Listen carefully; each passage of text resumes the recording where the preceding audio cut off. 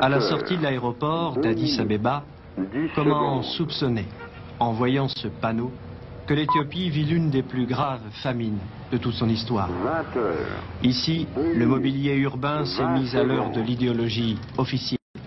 Ces arcs de triomphe sont les vestiges des cérémonies de septembre dernier.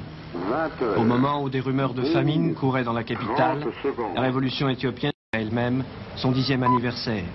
Grande pompe et gros sous, ici même à Revolution Square, car la révolution éthiopienne parle anglais, défilé, présence de dignitaires soviétiques et allemands de l'Est, l'Éthiopie fait partie de la grande famille des États socialistes. Le chef du pays, le lieutenant-colonel, aime à rencontrer sa propre image dans les rues d'Addis Abeba. Les personnages qui l'entourent traduisent ce qui semble être la préoccupation majeure du gouvernement, l'armée.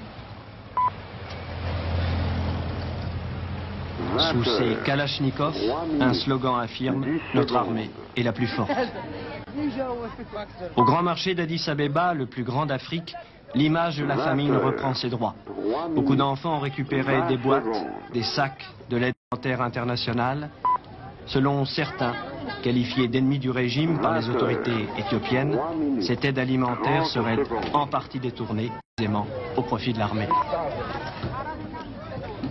L'armée, la famine, toutes les deux se côtoient chaque jour à Port Assad. Il n'est pas rare de voir les bateaux qui transportent l'aide alimentaire attendre au large, car parfois la priorité est donnée aux navires qui transportent des armes. Ici, à quelques kilomètres de Port Assad, dans ce camp, plusieurs centaines de chars soviétiques, des canons, des blindés. Au pays de la faim, l'effort de guerre contre les provinces rebelles de l'Érythrée et du Tigré coûte $500 000 par jour.